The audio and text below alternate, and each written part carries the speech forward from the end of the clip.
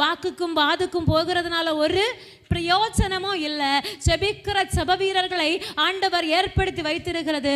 செபத்தால எல்லாத்தையுமே சாதிக்க முடியும். அவ்வளவு பெரிய மீதியானியர்களுடைய கூட்டத்தை ஒரு கிதியோனை கொண்டு முறியடிப்பேன் ஆண்டவர் சொன்னார்னா, இன்னைக்கு அவ்வளவு பெரிய கூட்டங்கள் எல்லாம் நமக்கு எதிராக எழும்பு இருக்கா? இல்ல, அவ்வளவு எழும்பலியே.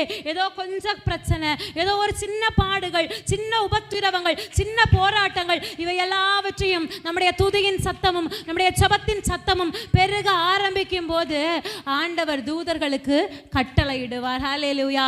என்னுடைய பிள்ளைகள் துதிக்கிறார்கள், என்னுடைய பிள்ளைகள் செபிக்கிறார்கள், அவர்களுக்காக நீ இறங்கி வேலை செய். உன் கண்ணுக்கு முன்னா இருக்கிற பிரச்சனையை உன்னால சரி பண்ணிட முடியும். ஆனா கண்ணுக்கு மறைவாய் அந்த ரங்கத்துல செயல்படுகிற சில காரியங்களில் நீ துதிக்கிற துதியின் சத்தமும் நீ ஆராதிக்கிற ஆராதனையின் சத்தமும் ஒரு பெரிய மாற்றத்தை கொண்டு வரும். உனக்கு தெரியாமல் உனக்கு பின்பாய் கட்டப்படுகிற அலங்கங்கள், உனக்கு ரூபத்திற்கு விரோதமாய் கட்டப்படுகிற அலங்கங்கள் நீ துதிக்க துதிக்க துதிக்க முற்றிலுமாய் இடிக்கப்படும். ஹல்லேலூயா, ஹல்லேலூயா. எப்படி எரிகோ கோட்டை விழுந்ததோ, அவங்க துதிச்ச போது, ஆர்ப்பரித்த போது எரிகோ கோட்டை விழுந்தது. அவ்வளவு